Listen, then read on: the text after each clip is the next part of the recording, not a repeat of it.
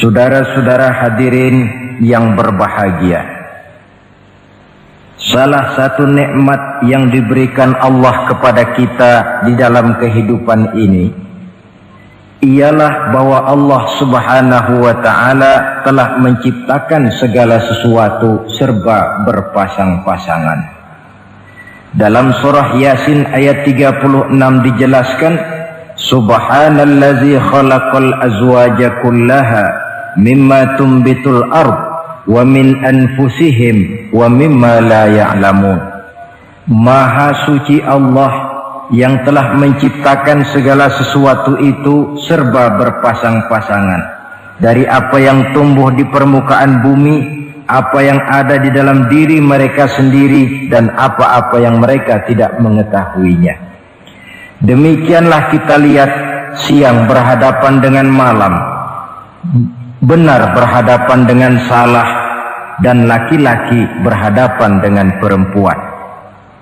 Setelah Allah menciptakan segala sesuatu itu serba berpasang-pasangan, maka Allah menetapkan aturan permainan yang mengatur seluruh kehidupan makhluk yang serba berpasang-pasangan itu. Kita tentu maklum, apapun saja yang kita lakukan dan kita perbuat tanpa ada aturan akan berakhir dengan kekacauan.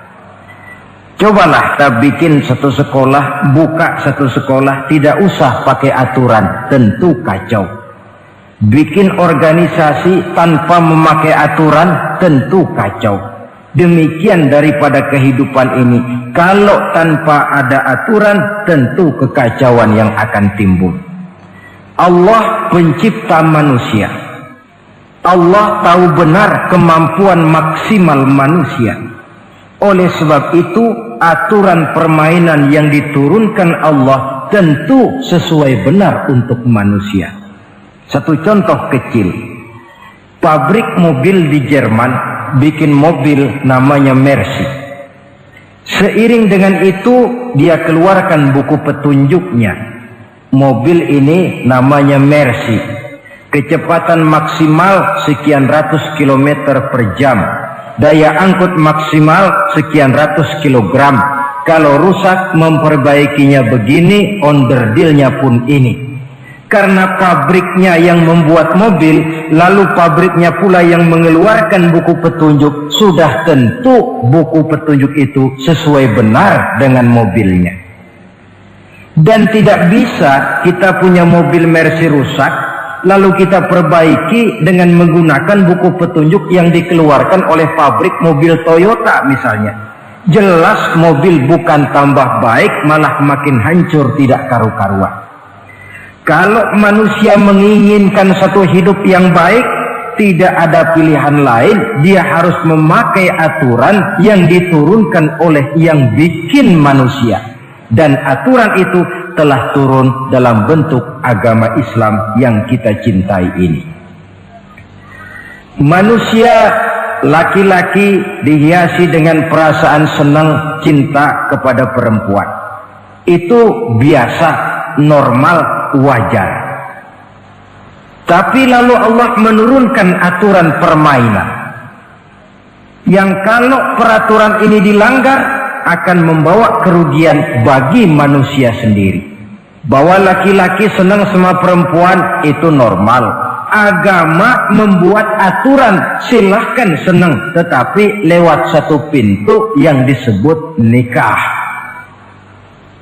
Kalau peraturan ini diabaikan, yang rugi tentu manusia sendiri.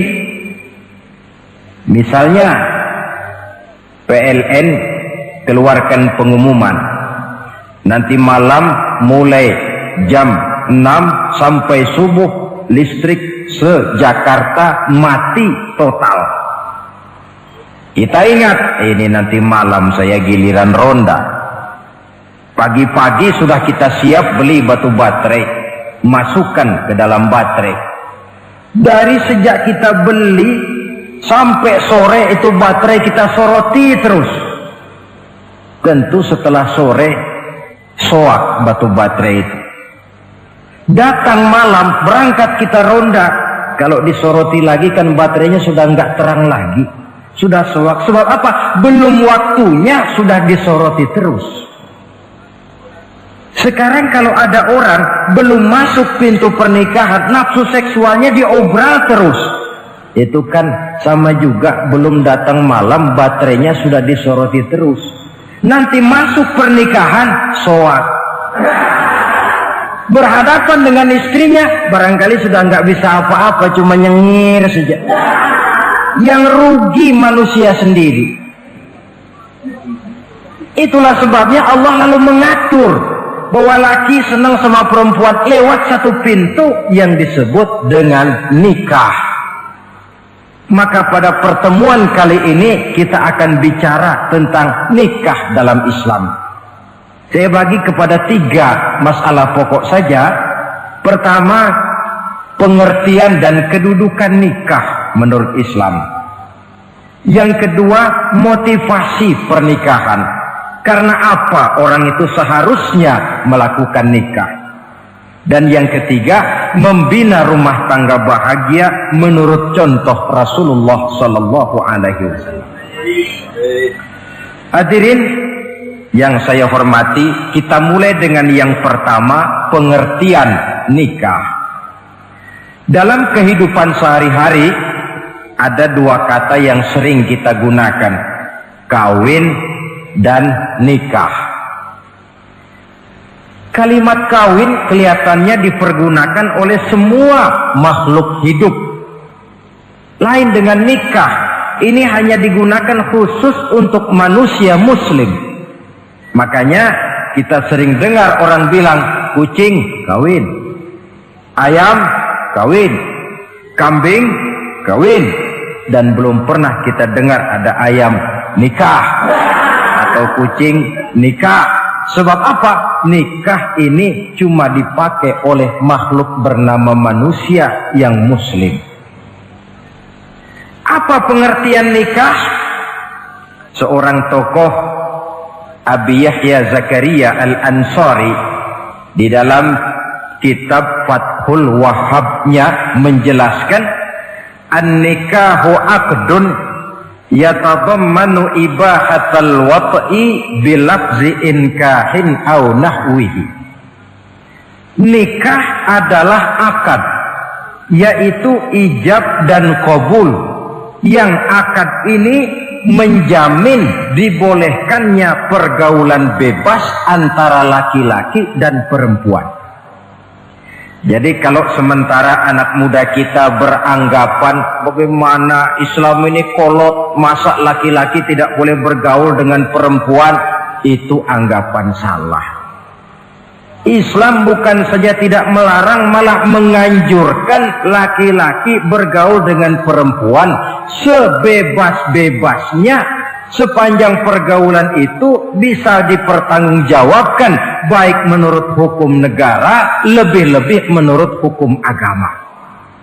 Coba orang kalau sudah akad, sudah ijab qabul, ada saksi, ada wali, selesai itu dia masuk ke dalam kamar berdua, bergaul di situ sebebas-bebasnya, itu saya kira 100% halal.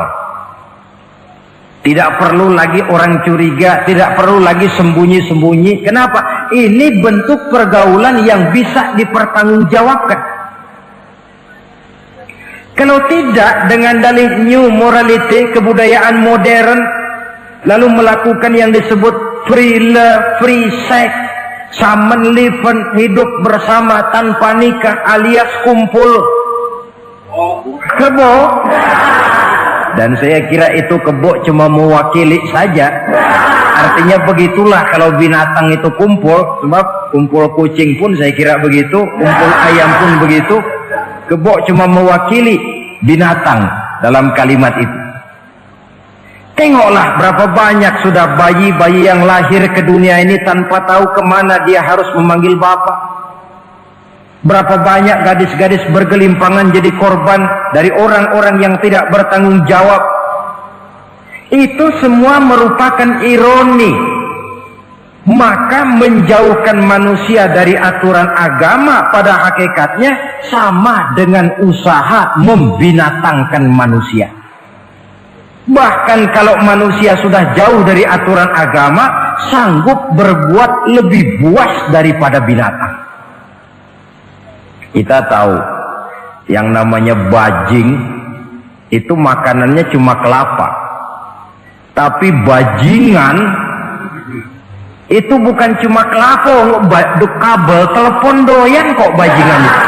Jauh lebih buas daripada yang namanya binatang. Maka agama ini mengatur agar manusia sebagai makhluk yang mulia hidup secara mulia. Jangan manusia kita ini, binatang saja. Kalau saudara ada yang punya kucing di rumah, saudara taruh di depannya, saudara sendiri yang langsung kasih ikan di piring, kasih kucing. Aduh, dia akan makan dengan tenang, nikmat, lahap, tidak nengok kiri, tengok kanan. Kenapa? Dia yakin betul yang dia makan itu sudah resmi, sah. Sebab apa? Tuan rumah yang kasih. Tapi kalau si kucing ngambil sendiri di dapur, mencuri dia, setelah dapat dia bawa lari, makan pun tidak tenang. Kenapa? Mesti nengok kiri, nengok kanan. Rupanya instingnya pun bekerja. Ini bukan hak saya mencuri. Saudara-saudara, tengok orang yang sudah terlibat dalam pergaulan suami istri yang sah. Itu kan nggak perlu tengok kanan, tengok kiri, nggak perlu takut-takut. Kenapa? Sudah sah. Tapi kalau yang bukan istrinya, wah itu sudah seperti kucing nyolong ikan, tengok kiri, tengok kanan, tidak pernah mengalami ketenangan. Itu selintas pengertian nikah. Lalu bagaimana kedudukan nikah menurut Islam? Ternyata nikah dalam pandangan Islam tidak cuma sekedar untuk memenuhi kebutuhan biologis manusia, tidak cuma sekedar untuk memperkembangbiakkan keturunan, tidak cuma sekedar untuk mendapat ketenangan hidup. Lebih tinggi daripada sekedar itu, nikah dalam pandangan Islam ibadah. Jadi kalau kita ditanya, Pak, ibadah apa yang paling enak dalam Islam? Jawabannya jelas, nikah. Begitu enaknya ibadah yang namanya nikah ini, sampai yang sudah pernah pun pengen ulangan. Namanya ibadah. Tetapi tentu ada konsekuensi. Oleh karena nikah ibadah, dan semua ibadah dalam Islam tidak boleh dikerjakan setengah hati atau main-main.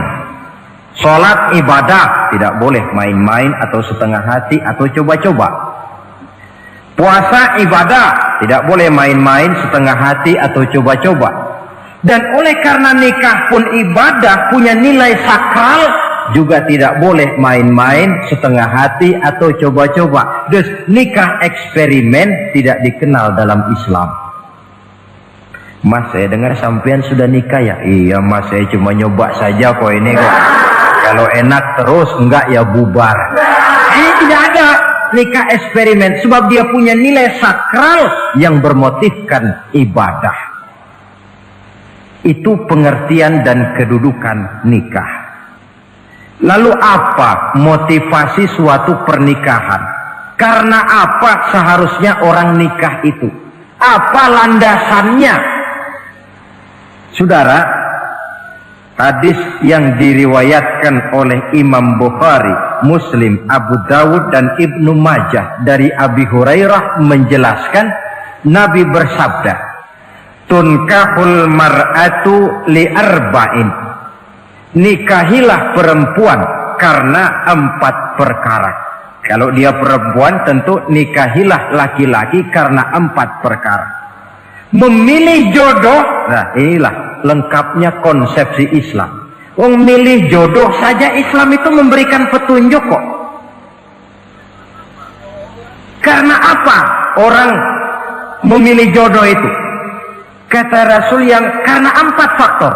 Pertama, lima liha, karena dia orang kaya, cari yang kaya. Yang kedua, lihasabiha, karena dia keturunan orang baik-baik, cari keturunan orang baik-baik.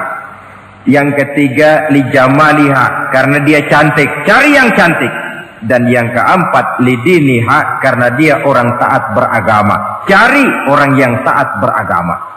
Kalau berkumpul keempat-empatnya, rasanya surga dunia sudah.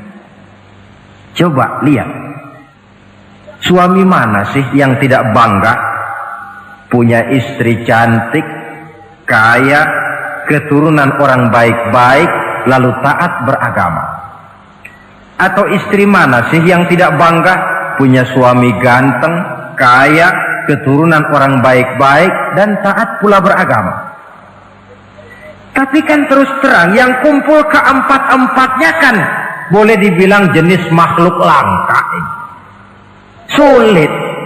Kadang-kadang cantik, kaya, akhlaknya kayak setan. Ada saja kurangnya. Oleh karena ada saja kurangnya, lalu Nabi memberikan stressing, penekanan. Fazfar bizatiddin taribat iyadah. Pilih orang yang taat melaksanakan agama, niscaya hidupmu akan berkah. Jadi motivasi suatu pernikahan hendaknya agama. Apa rahasianya? Mari kita lihat. Kalau orang memilih pasangan karena rupa yang cantik semata-mata, silakan, tapi jangan jadi motivasi utama. Kalau rupa yang cantik jadi alasan utama, saya yakin rumah tangga tidak akan tahan lama. Sebab apa? Pertama, yang namanya cantik itu relatif. Artinya bergantung siapa yang memandang. Yang menurut saudara cantik, menurut saya belum tentu cantik. Yang kata saya cantik, menurut saudara barangkali itu yang jelek. Relatif. Saya kalau ditanya orang, Ustadz, siapa perempuan paling cantik di dunia ini? Tentu saja saya jawab istri saya. Apa saudara lalu protes? Salah Ustadz, yang cantik istri saya, bukan istri Ustadz. Saya bilang, masa bodoh saya nggak ngurusi istri sampean. Cantik itu relatif. Sehingga di kalangan para ahli cinta, ahli cinta, sampai sekarang masih jadi perdebatan. Sebenarnya cantik yang bikin orang jatuh cinta, apa cinta yang membuat orang jadi kelihatan cantik? Dua-duanya bisa terjadi. Mungkin karena cantik orang jatuh cinta, dan bisa juga karena sudah kadung cinta orang kelihatannya jadi cantik. Tapi yang jelas cantik relatif. Yang relatif tidak bisa dijadikan sandaran utama. Yang kedua, yang namanya cantik itu temporer, artinya berubah oleh pergeseran masa dan pertukaran waktu. Sekarang dia cantik, of course, sedang sweet 17-an, sedang honeymoon, sedang bulan madu, sedang pengantin baru, tentu saja cantik. Punya dia anak satu, kecantikan mulai menurun. Punya dia anak dua, kulit mulai keriput. Punya dia anak tiga, apalagi tak pandai bersolek, sudahlah onderdir mulai pada copot. Kalau rumah tangga didasarkan kepada rupa yang cantik saja, selesailah rumah tangga sampai di situ. Yang ketiga, di atas langit, rupanya masih ada langit lagi. Di atas yang kita anggap cantik, rupanya masih ada yang lebih cantik. Kalau cantik yang kita kejar, kita akan jadi petualang yang pindah dari perempuan satu ke perempuan yang lain. Cinta bajak laut namanya. Di mana kapal berlabuh, di sana cinta mendarat. Saudara hadirin yang saya hormati, padahal sate dengan singkong itu kan bedanya cuma di tenggorokan. Kalau sudah masuk ke dalam perut, kenyangnya barangkali sama. Malah barangkali besok pagi kalau keluar lebih tidak enak baunya sate itu daripada singkong. Makanya orang kalau sudah nikah oleh Nabi dipesan, apabila kamu di jalan melihat perempuan yang membuat kamu kagum, cepat-cepatlah pulang ke rumah. Sebab apa? Sebab yang perempuan cantik di jalan kau lihat itu punya, istrimu juga di rumah punya. Gak percaya cobalah pulang, akurin, sama itu. Silahkan cari yang cantik, tapi jangan dijadikan motivasi utama. Yang kedua, kalau perkawinan, pernikahan cuma karena harta, silahkan cari yang kaya. Tapi kan harta itu, kata Imamul Ghazali, al-mal zillun zail. Harta bagaikan bayangan. Sore di sebelah barat, tengah hari di tengah, sore pindah ke sebelah timur. Hari ini dia kaya, besok dia bangkrut. Roda itu berputar. Kalau harta dijadikan pilihan utama, boleh jadi dalam hidup berumah tangga ada pepatah, ada uang abang disayang, tidak ada uang abang melayang. Artinya pun rumah tangga tidak akan tahan lama. Yang ketiga, kalau karena keturunan, persilahkan cari keturunan yang baik-baik.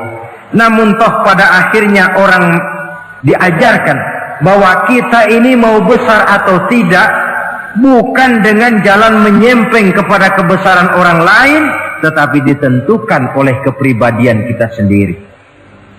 Sekarang kalau karena agama, Nabi berikan penekanan fazfar bidzatid din taribat yadak. Pilih orang yang taat beragama, niscaya hidupmu akan beruntung. Apa rahasianya? Tidak lain rumah tangga Rasulullah Sallallahu Alaihi Wasallam. Yang ini artinya kita sudah masuk kepada bagian ketiga, bagaimana membina rumah tangga bahagia menurut contoh baginda Nabi. Saudara, bagaimana sih rumah tangga Rasul itu? Kelihatan dari dua ucapannya, pendek, singkat, tapi punya pengertian filosofis yang mendalam. Dua kalimat saja beliau bilang tentang rumah tangganya, yaitu baiti jannati, rumah tanggaku laksana surga bagiku. Bayangkan, kalau seorang suami sudah mampu berkata macam begitu, bahagia hidupnya. Ini barangkali tantangan buat kita semua. Mampukah kita di rumah tangga berkata semacam perkataan beliau tadi? Baiti jannati, rumah tanggaku laksana surga bagiku. Padahal dari sejarah kita baca, Rasul itu rumahnya kecil. Tidurnya di atas pelepah daun korma, sampai berbekas di pipinya.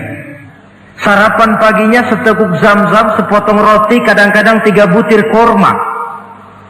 Tempat tidurnya bukan alga spring bed atau Dunlop pillow macam kita punya. Di rumahnya tidak ada mebel spaghetti model yang lagi ngetop-ngetopnya. Entar di tengah rumah macam itu, beliau sanggup berkata, baiti jannati. Kenapa kita yang hidup di zaman di mana fasilitas mestinya lebih menunjang, kok malah banyak yang berkata sebaliknya? Baiti nari, rumah tanggaku laksana neraka bagiku.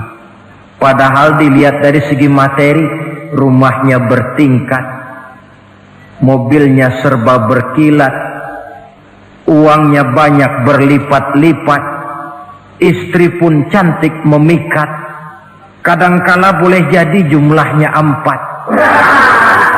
Tapi tiap hari kiamat. Kenapa ini? Marilah kita lihat. Ternyata rumah tangga Rasul itu motivasinya tidak lain agama. Agama menuntun suami dan istri masing-masing untuk tahu kewajiban dan tahu haknya. Kalau kewajiban sudah dilaksanakan, lalu hak diberikan, akan timbul pengertian, understanding. Kalau sudah ada saling pengertian, akan timbul ketenangan, feeling of security. Dan ketenangan tangga utama untuk mencapai yang disebut bahagia. Itu sebabnya hakikatnya membicarakan rumah tangga yang berdasarkan agama tidak lain adalah bagaimana seharusnya seorang suami melaksanakan kewajibannya dan seorang istri melaksanakan tugasnya. Artinya kewajiban suami itu apa? Kewajiban istri itu apa? Kewajiban istri hak suami, kewajiban suami hak untuk istrinya menurut tuntunan dan tuntutan agama. Saudara hadirin, menurut hadis riwayat Abu Dawud dari Muawiyah bin Haidah, satu hari Rasul ditanya, "Ya Rasul, apa sih hak istri-istri kami ini? Artinya kewajiban kami sebagai suami ini apa?" Rasul menjawab, pertama, "Anta ta'amaha iza ta'imta." Kau beri istrimu makan sebagaimana engkau makan. Saudara hadirin, tetapi seorang istri pun kalau sudah diberikan nafkah oleh suaminya untuk mengatur makanan, dia harus pandai mengaturnya dengan sebaik-baiknya. Menu yang teratur, gizi yang lengkap, dan saya kira yang namanya 4 sehat 5 sempurna itu kan tidak berarti bahwa hidup ini harus serba mewah, tidak. Yang penting ada variasi sehingga tidak merangsang suami untuk makan di luar. Jangan misalnya tahu suaminya senang jengkol lalu tiap hari saja jengkol, itu kan bisa kejengkolan suami. Dengan demikian, masalah yang kelihatannya sepele tetapi yang sebenarnya bisa menjaga keharmonisan atau malah keretakan rumah tangga harus kita perhatikan dengan sebaik-baiknya. Suami memberikan nafkah, dari jumlah itu 60% lari ke kredit, 40% lari ke dapur. Tentu pada akhirnya sang suami akan merasa curiga, padahal barangkali istrinya pun berniat baik, cuma hanya tidak ada keterbukaan di dalam mengurus masalah-masalah yang berhubungan dengan dapur. Inilah kewajiban yang pertama dari seorang suami, kewajiban yang menyangkut masalah pangan. Lalu yang kedua, wataksuwaha izaktasaita. Engkau beri istrimu pakaian sebagaimana engkau berpakaian. Suami yang adil, pakaian yang dia pakai sama harganya dengan yang dibelikan untuk istrinya, kecuali tentu kalau istrinya ridho.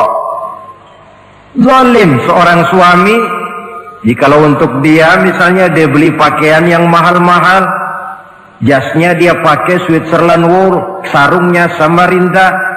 Kalau dia pakai sepatu, belilah sepatunya. Sementara istrinya cuma pakai kain belacu saja. Kenapa mesti begitu? Sebab, saudara hadirin, istri kita sebenarnya adalah bagian daripada hidup kita. Baik dia dilihat orang, baik juga kita disebut orang. Jelek dia dipandang orang, tentu jelek juga nama kita disebut orang. Apalagi hidup bermasyarakat, kadang-kadang mulut usil itu kan sudah banyak macam ragamnya.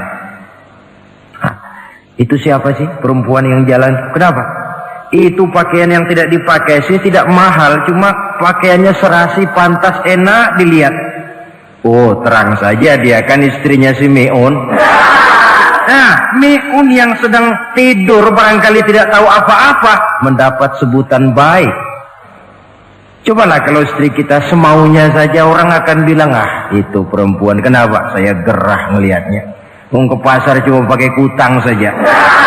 Tentu suami pun akan mendapat sebutan yang tidak baik. Cuma sang istri kalau sudah dibelikan pakaian oleh suami, termasuk alat-alat kecantikan di dalamnya, pakaian itu tentu dipakai niat pertama adalah untuk menyenangkan hati suami. Seorang istri yang memakai bedak untuk menyenangkan suami, misalnya tiap polesan bedak ada pahalanya. Dia pakai lipstik untuk menyenangkan hati suaminya, tiap goresan lipstik ada pahalanya, bernilai ibadah. Ini kewajiban yang kedua. Yang ketiga, wala tadribil wajha. Kalau marah jangan memukul muka.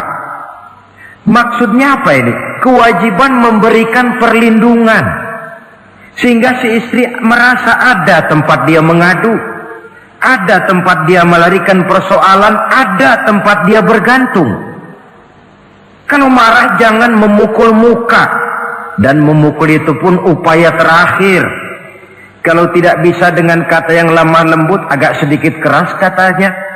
Kalau dengan kata yang keras tidak juga bisa pisah tempat tidur. Kalau memang tidak bisa juga dengan pukulan yang tujuannya bukan untuk menyakiti, tetapi untuk mendidik. Allah tadribal wajha. Kalau marah jangan memukul muka, dan memukul pun bukan jalan pertama, tapi upaya terakhir, dengan tujuan bukan untuk menyakiti, tapi untuk mendidik sang istri. Kewajiban untuk memberikan perlindungan. Yang keempat, wala tuqabbih. Jangan memburuk-burukan istrinya. Kewajiban menjaga nama baik. Sebab apa?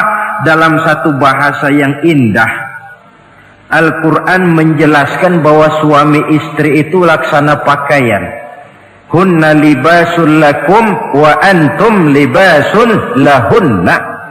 Istri pakaian untuk suami, suami pakaian untuk istri. Lihatlah alangkah indah gaya bahasa Al-Quran ini. Diibaratkannya suami istri seperti pakaian. Apa fungsi pakaian? Pertama, pakaian itu kan jadi kebanggaan. Saya bangga memakai baju seperti ini, saudara bangga memakai baju yang saudara pakai. Artinya seorang suami harus berusaha menjadi suami kebanggaan istri, dan seorang istri pun harus berusaha menjadi istri yang dibanggakan oleh suaminya. Jangan yang malah kemudian disesali. Itu kan kalau sudah marah orang kadang-kadang ucapannya nggak terkontrol. Istri marah sama suami, bang, nyesel gue punya laki sama dia. Sudah hilang lagi kebanggaan. Kalau kebanggaan hilang, wibawa pun hilang. Kalau wibawa sudah hilang, maka rumah tangga sudah sulit untuk dipertahankan. Yang kedua, yang namanya pakaian itu kan menutup aurat. Itu tujuan pakaian yang terpenting. Artinya di sini, kalau seorang istri mempunyai kekurangan, suamilah yang menutupi. Kalau seorang suami mempunyai kekurangan, istri juga harus berusaha menutupi. Jangan kekurangan suami diceritakan di pasar umum, atau kekurangan istri dibuka di mana-mana. Itu namanya suami istri tidak berfungsi sebagai pakaian, malah justru saling membuka aurat masing-masing. Inilah kadang-kadang penyakit ini. Kadang-kadang yang namanya perempuan dari rumah itu berangkat ngaji katanya. Sampai di pengajian apa? Suaminya diakur-akurin. Bayu bagaimana suami? Wah, suami saya payah. Dipayahkannya suaminya di mana-mana. Atau aib dan kekurangan istri diceritakan di mana-mana. Orang bertanya, gimana mas istrinya? Oh, nggak maju. Loh, kenapa istrimu kan cantik? Iya, soal cantik sih iya, tapi tidurnya kok ngiler ini. Ini kan nggak perlu yang macam begini ini. Tidak bisa menjaga apa yang disebut security informasi. Fungsi pakaian sebagai suami istri tidak berjalan di dalamnya. Saling menjaga kehormatan diri. Ini yang keempat. Yang kelima, wala tahjur illa fil bait. Jangan berpisah dari istri kecuali di rumah. Maksudnya begini, kalau satu hari seorang istri suami marah kepada istrinya, tidak usah istri itu disuruh pulang ke rumah orang tuanya, ke rumah mertua lalu diusir. Tidak, cukup pisah tempat tidur saja. Ini maknanya wala tahjur illa fil baiti. Umpamanya, dek malam ini saya sedang tidak enak pikiran, kau tidur di kamar belakang lah, saya kamar depan. Cukup pisah tempat tidur saja, tidak perlu istri dipulangkan ke rumah orang tuanya. Nanti umpamanya tengah malam turun hujan, udara dingin, pikiran berubah, berasa perlu, kan tinggal manggil. Tidak jauh secara psikologis ajaran semacam ini bisa kita terima. Saudara hadirin yang saya hormati, ini pada prinsipnya kewajiban seorang suami. Kewajiban yang menyangkut masalah pangan, sandang, perlindungan, memelihara kehormatan, dan menjaga ketenangan di rumah tangga dengan menyelesaikan persoalan di rumah tangga itu secara intern. Jangan belum apa-apa sudah mertua diundang, orang tua dibon. Persoalan belum tentu selesai, tapi masalah sudah meluas. Cobalah kita selesaikan intern dulu. Kalau kemudian ternyata dianggap perlu mengundang orang tua, mertua, keluarga, baru kita upayakan ke arah itu. Ini kewajiban suami dan ini merupakan hak istri. Lalu bagaimana kewajiban istri sekarang ini? Istri kewajibannya merupakan hak untuk suami. Saudara, dari hadis yang diriwayatkan Imam Ibnu Majah dari Ali bin Yazid dari Abi Umamah, Nabi bersabda, "Mastafadal mu'minu ba'da taqwallahi azza wa jalla khairan lahu min zaujatin salihah." Bagi seorang mukmin, sesudah dia mempunyai sifat takwa kepada Allah, tidak ada yang lebih membawa manfaat selain daripada istri yang solehah. Istri solehah itu yang bagaimana? Yang hidup mampu melaksanakan kewajibannya. Apa kewajibannya? Kata Nabi, pertama, in amaroha ata'athu. Kalau diperintah, dia taat. Kewajiban istri yang pertama, taat kepada suaminya. Begitu besar kewajiban taat kepada suami, sampai-sampai Nabi pernah menyatakan, "Lau kuntu amiran ahadan ayyasjuda li ahadin la amartul mar'ata an tasjuda li zawjiha." Kalau saja boleh, kata Nabi, aku memerintahkan manusia sujud kepada sesama manusia, tentu aku perintahkan istri untuk sujud kepada suaminya. Untung saja sujud kepada manusia tidak boleh. Kalau boleh, istri itu disuruh sujud kepada suami. Tentu karena besar hak suami atas dirinya. Yang kedua, ibadah sunnah tidak mendapat izin suami juga bukan saja tidak berpahala, malah berdosa. Umpamanya, pengantin baru, si istri kebetulan santri, malam minggu pesta, besoknya hari Senin, si istri sudah kadang biasa hidup sebagai santri, hari Senin puasa sunnah. Dia bilang sama suaminya, "Bang, besok saya mau puasa sunnah nih, hari Senin." Kata suaminya, "Kalau kau puasa juga kau kejam. Lalu kau puasa, aku disuruh ngapain?" Tidak diizinkan oleh suami, dia puasa juga. Bukan saja tidak mendapat pahala, malah berdosa. Sampai amalan yang sunnah pun tidak diizinkan oleh suami, berdosa. Apalagi amalan yang mubah, apalagi amalan yang tidak ada dasar hukumnya, perintahnya. Sepanjang perintah suami tidak untuk maksiat kepada Allah, istri wajib untuk taat. Dalam hadis lain kita temukan Nabi bersabda, "Idza da'a ar-rajulu imra'atahu ila firashihi." Kalau seorang suami memanggil istrinya ke tempat tidur. Ini bahasa kinayah. Manggil ke tempat tidur kan tentu nggak perlu penjelasan. Masa mau nyambal di tempat tidur kan enggak. Fa'abat, si istri tidak mau. Lantaran istri tidak mau, suami jengkel. Fabata ghadbana 'alaiha.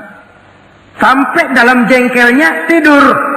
La'anat hal malaikatu hatta tusbiha. Istri macam itu dilaknat, dikutuk oleh malaikat sampai datang waktu pagi.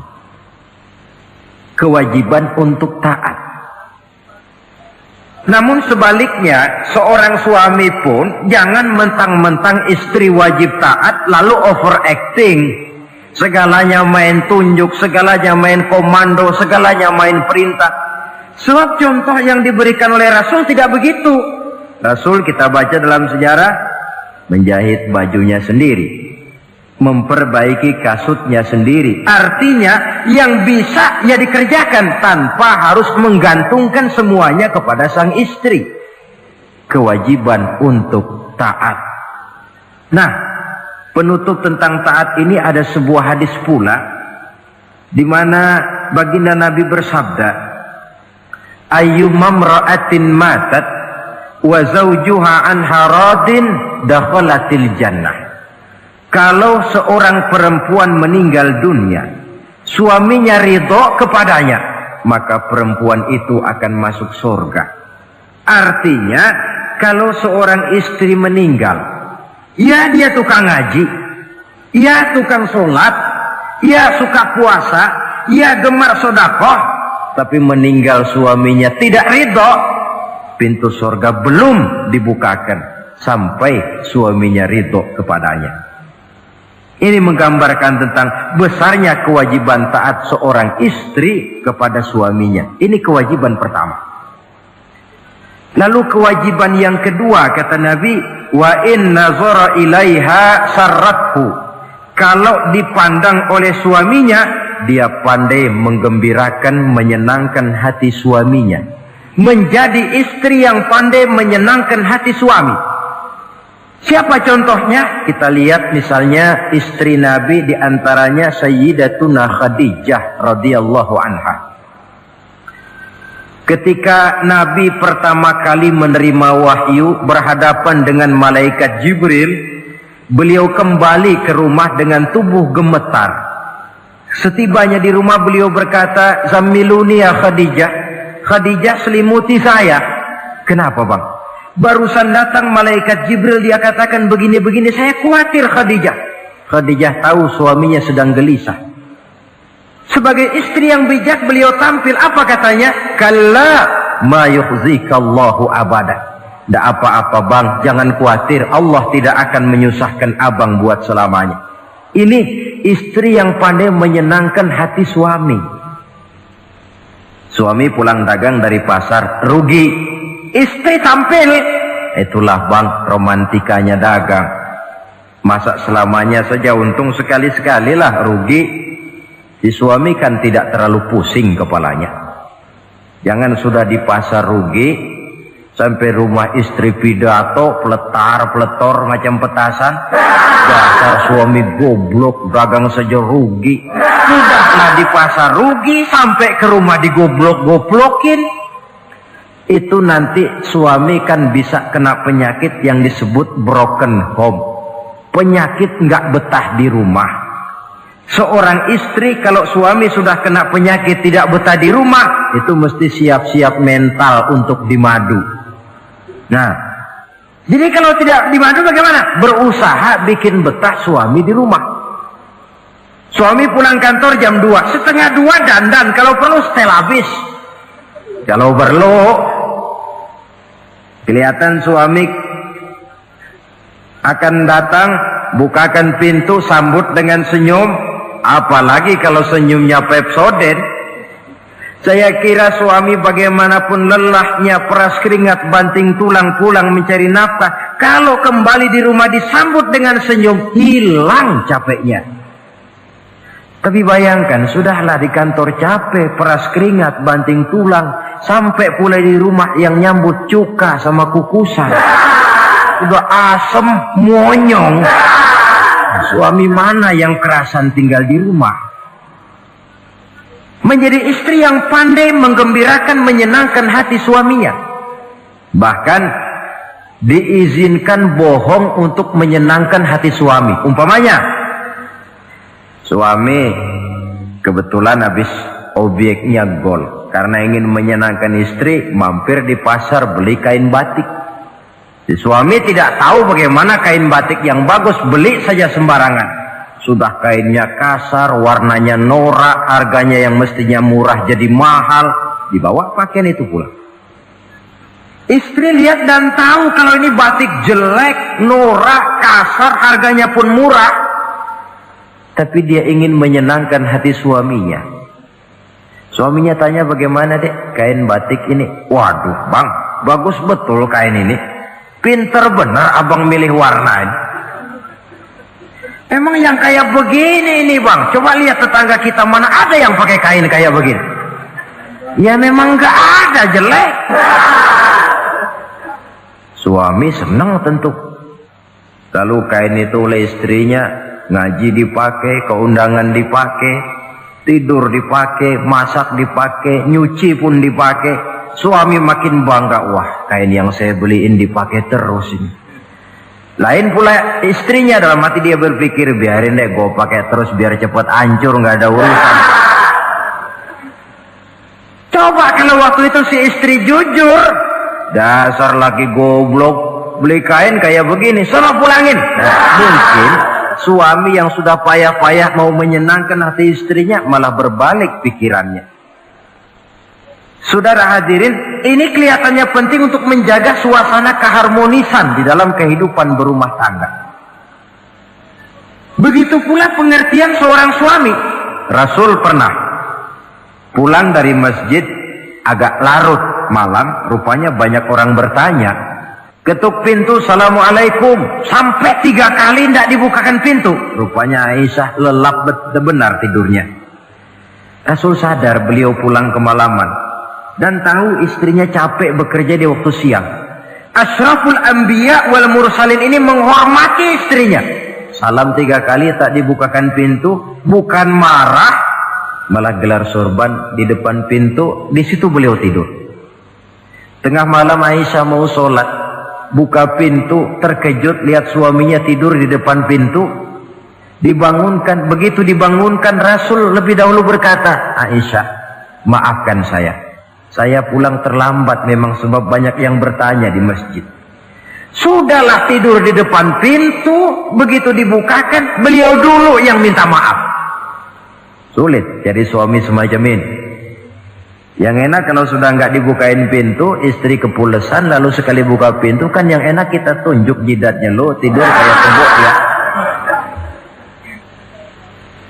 Saudara hadirin, menjadi istri yang pandai menyenangkan hati suaminya, sebab tidak ada seorang suami bisa sukses baik di medan tugas, di masyarakat, di kantor, di toko, di tempat manapun kalau tidak ditunjang oleh peran serta dari para istrinya. Karena itulah perempuan walaupun peranannya tidak begitu kelihatan, sebenarnya sangat menentukan. Seorang suami yang jujur, polos, lugu, sederhana, sanggup menjadi koruptor ulung karena didorong-dorong oleh istrinya. Merangsang ketamakan suami. Istri dibakar oleh tetangganya. Bang, kenapa? Kau kan di kantor kepala bagian. Lalu, tangga kita pegawai kecil saja bang, tapi coba lihat istrinya kalau pakai gelang kayak pelek beca bang gelangnya. Kau kepala bagian gak bisa beliin saya macam gitu, kepala bagian goblok. Lalu bagaimana bu, gaji saya kan sudah jelas segitu. Iya, kamu kan kepala bagian. Apaan kayak di kantor sabet. Kalau sudah main sabut-sabutan begini, sudah merangsang suami untuk berbuat yang tidak baik. Kecil, tidak begitu kelihatan, tapi sangat menentukan. Istri yang soleh, yang bisa melaksanakan kewajibannya, yaitu pandai menyenangkan hati suaminya. Ini kewajiban istri yang kedua. Yang ketiga, wa in aqsama alaihi abarrathu. Kalau suami memberikan sesuatu, dia pandai berbakti, menjadi istri yang pandai bersyukur kepada suami. Kita ingat ketika pulang Mi'raj kan Rasul bercerita, saya dalam perjalanan itu diperlihatkan neraka, kata Rasul. Saya lihat kok isinya kok lebih banyak perempuan daripada laki-laki. Nah, sahabat heran, ya Rasul, lebih banyak perempuan? Iya. Apa mereka tidak sholat? sholat. Apa mereka tidak pernah hadir di majelis taklim? Oh, rajinan dia sama suaminya. Ada apa? Tidak pernah baca Quran? Rajin. Lalu kenapa kok isinya kebagian besar perempuan? Rasul menjawab, hunna yakfurnal ashir. Mereka umumnya tidak pandai bersyukur kepada suaminya. Hujan panas setahun dibalas dengan hujan sehari. Kalau suaminya sedikit salah, sudah kehilangan pertimbangan, tertutup seluruh kebaikannya. Yang kelihatan cuma salahnya saja. Maka sebaiknya di dalam hidup berumah tangga, baik suami maupun istri itu masing-masing sedia timbangan. Kalau satu saat suami salah, istri ambil timbangan. Timbang, suami saya salahnya ini, jasanya ini. Bertahun-tahun dia hidup mencari nafkah buat saya, membelikan pakaian untuk saya, mencarikan makan untuk saya. Salahnya ini. Timbang, mana lebih banyak salahnya atau benarnya? Dengan demikian kita akan bisa menghasilkan keputusan objektif. Giliran istri yang salah, suami yang ambil timbangan, ukur mana lebih banyak baiknya atau salahnya. Kalau tiap kita masing-masing punya timbangan, insya Allah nilai-nilai objektif dari suatu pertimbangan akan bisa kita temukan dalam mengambil keputusan. Istri yang pandai berbakti membalas budi daripada suaminya. Kewajiban yang keempat dari seorang istri, wa in ghaba anhu nasahathu fi nafsiha wa malihi. Kalau suami tidak ada di rumah, dia pandai menjaga kehormatan dirinya dan pandai menjaga harta suaminya. Tidak mencari kesempatan dalam kesempitan. Suami lembur, istri ngompreng. Dan pandai menjaga harta suaminya. Nah, coba lihat. Kalau seorang suami ada uang di kantongnya 100 rupiah. Ada tukang minta pengemis, istri ambilkan saja tanpa izin suaminya uang di kantong suami 100. Dia sedekahkan. Niatnya tentu baik. Si istri dapat dosa, si suami dapat pahala. Perbuatan sedekahnya itu betul, tapi mengambil uang tanpa izin suami itu yang salah. Dan ternyata salah itu lebih besar daripada pahala yang dia lakukan lantaran bersedekah itu. Kalau ini terwujud, maka suasana saling mempercayai akan tumbuh. Kalau sudah saling mempercayai, rasanya akan terwujud kedamaian dan ketenangan. Suami meninggalkan rumah dengan perasaan tenang, istri pun melepas suami dengan perasaan damai, tanpa was-was, tanpa curiga, dan sebagainya. Dan ini modal yang paling utama, mewujudkan saling kepercayaan dalam membina hidup bahagia. Saudara, jadi dengan demikian, kewajiban suami dan kewajiban istri yang merupakan bagian tidak terpisahkan dari bagaimana membina rumah tangga berdasarkan tuntunan agama, merupakan hal yang dicontohkan oleh Nabi kita Muhammad sallallahu alaihi wasallam. Dengan satu kesimpulan, rumah tangga Nabi bahagia karena rumah tangga itu disinari oleh ajaran-ajaran agama. Sehingga timbul saling pengertian membawa kepada ketenangan, dan ketenangan sesungguhnya tangga utama mencapai rumah tangga bahagia. Tanpa materi orang memang sulit untuk bahagia. Tapi materi semata-mata bukan merupakan jaminan bahwa orang akan hidup bahagia. Banyak isak tangis berbunyi di rumah-rumah mewah, dan banyak sendak gurau, tawa dan canda, tawa lerai di rumah-rumah sederhana. Artinya suka dan duka, sedih dan gembira, susah dan bahagia bisa ada di gubuk reot dan bisa juga ada di rumah mewah.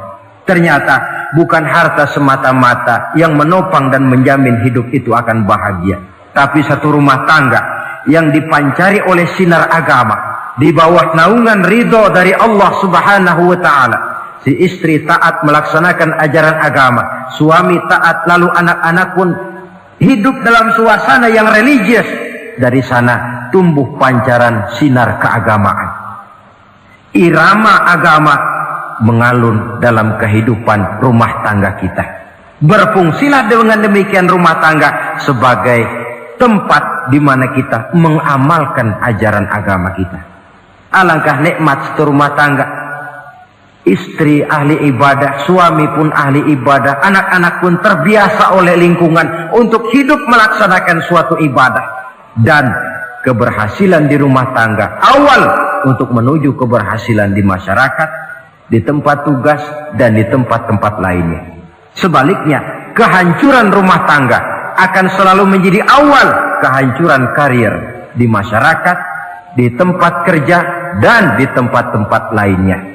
Oleh karena itu, berangkat dari hal semacam inilah, maka kita berkeyakinan rumah tangga yang bahagia ialah rumah tangga yang didasarkan kepada ajaran agama. Sehingga tercapailah kebahagiaan hidup di dunia yang langsung menopang kepada kebahagiaan hidup di akhirat nanti. Nah, inilah pembicaraan kita pada pertemuan kali ini. Dengan harapan, mudah-mudahan dari setiap rumah tangga muslim memancar sinar-sinar agama, menjadi kubu-kubu pertahanan di mana kita menegakkan ajaran agama, dan pada akhirnya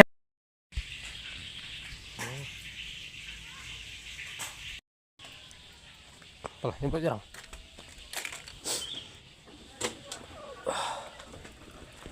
Ngambil aku dari pancing pada swadi di lembak mah pinggir jalan tuh lagi naon.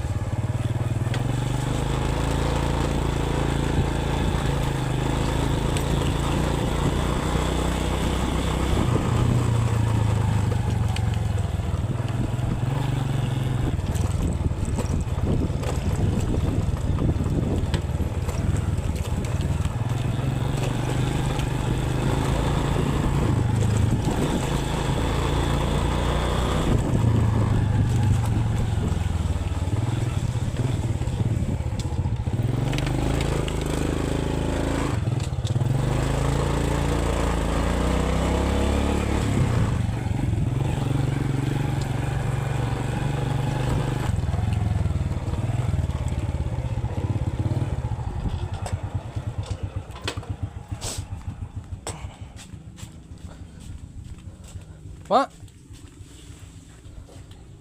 mak, mak, mak, buka deket, ambil pancing.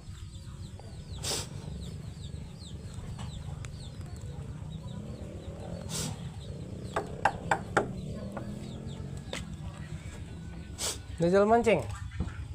Yalah itu kali ini.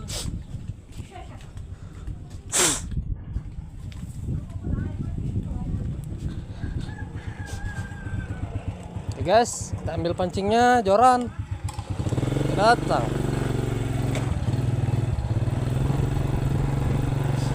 Menuju ke lokasi.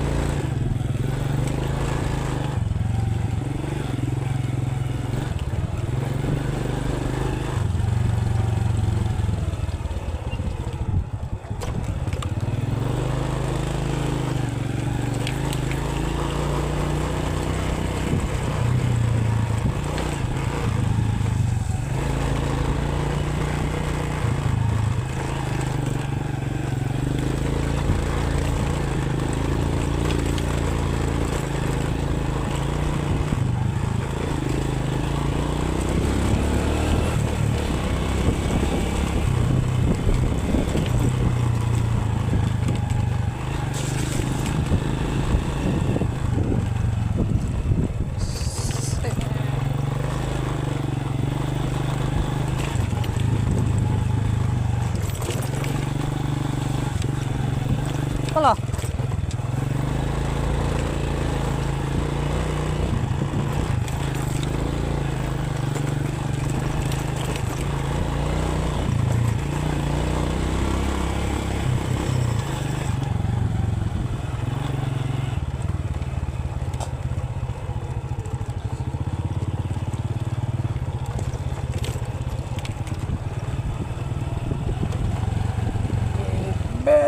beep, beep, beep.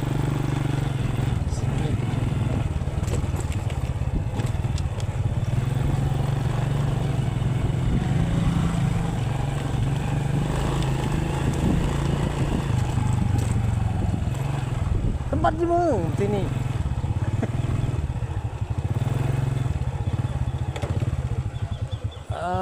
YouTuber kita nih.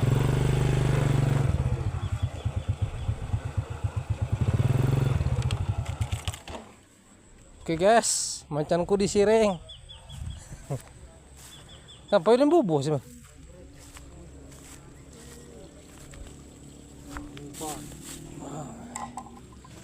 Oke guys, kita sudah sampai di lokasi.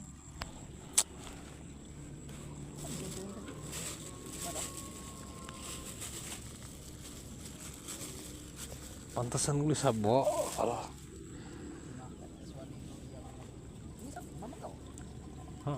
Tahu. Soalnya, kalau anak ini pernah di sini aja kunci gue. Dedak. Cuma duit beli, dia beli ikan.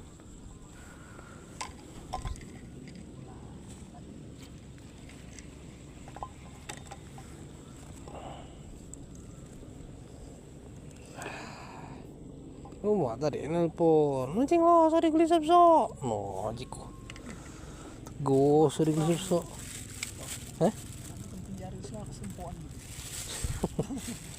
YouTuber ini, kan berat cewek nih, tempat nih.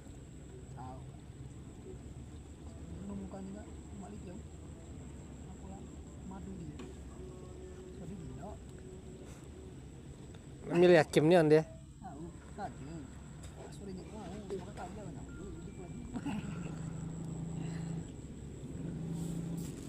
Aku ini gue mau ibu warung nih, mau. Ini kaki tak? Dapat kaki tak? No, di sini gitu.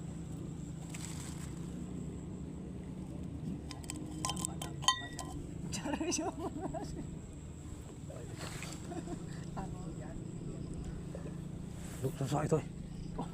Ngupdate dari tadi, ikan memantau ikan susah aja.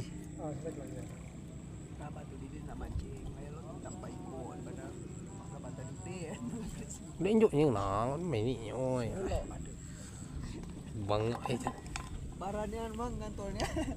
Aduh, gawat ini. Mana biasan kumpai nih, Kim? Itu loh. Coba nih, belinya mahal-mahal aku. Berapa kau beli gitu? 75. Hah? 75 nangap sana. Ini bayar dari sari ke mana? Udah ya mana pekerjaan kamu? Dalam minggu tahu. Hah? Dalam minggu. Dia enggak diam dalam. Nah, kalau pancing kita. Tunggu tuh. Lapang pancing. Oh, ini ya lama. Kan bayar. Nah, ini. Tapi penginan ka ba, John?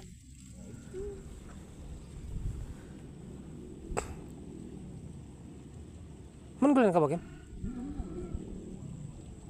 Ujin deh ka boy di rumah tadi. Di dalam senek. Ketumah tadi, ini Kim yang ini. Dalam sini di plastik. Hah? No, ajiku. Nak nyusul ajiku. Kurang jauh, anak jauh kaki ya. Aku tadi gue di paparan sini loh. Oh itu aja. Kan dijaga. Ambil halus kayak gue nanti. Kan numpang aja. Satu sebelum masuk penjara usung. Oke guys, ini tanpa nggak bicara lagi, ini langsung mancing ini kolam orang ini. Kita tunggu strike-nya. Nah, tumis kayaknya nah. Kalau gulian kabar ke kapan tadi lah gulai kayaknya. Tinggal nunggu pantauan makan kita nih. Ayam kami lalu kali makan. Suami tadi itu nih tolong dimasak aja. Istri muda aja. Kamu nak makan puluh milu puluh mancing yang mang.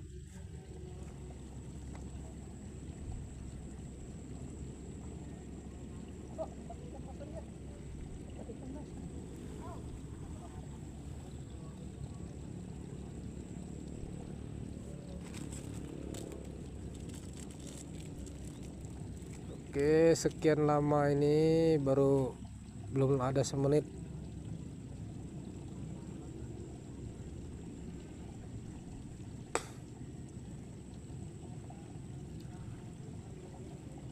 Apa ini masuk, Dep? Memang dia masuk. Bocor.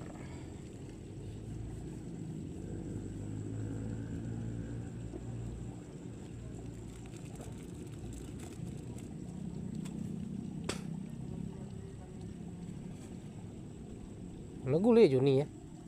Sampai datang. Bukan ada kemarak. Nuntul itu. Boleh umpan pelet. Dia enggak. Umpan pelet dia enggak.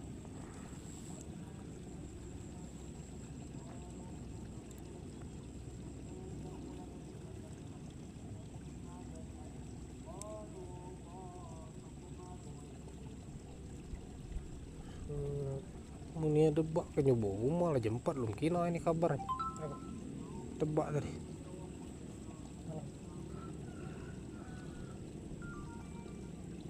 Dalam itu, ada komponen kina. Di kinaan ke ikan nih. Tahu di kendas. Mas kina dalam ini pasal kelondok kita.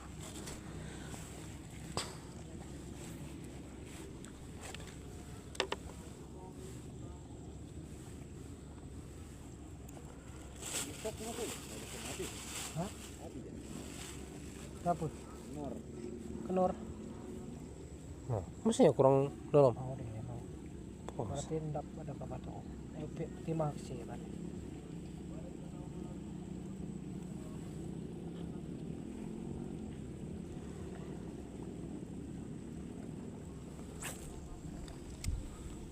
parah nih. Jauh kali. Nah, lah. Yang sekarang juga Juni. Nah, itulah. Cek ini mana Dia enggak pegangnya. dalamnya.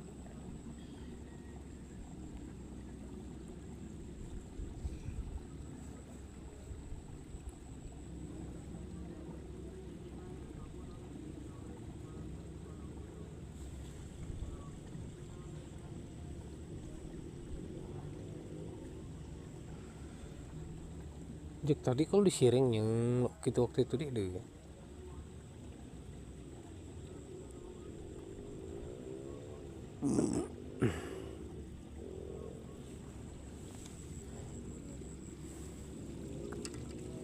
Lihat ini.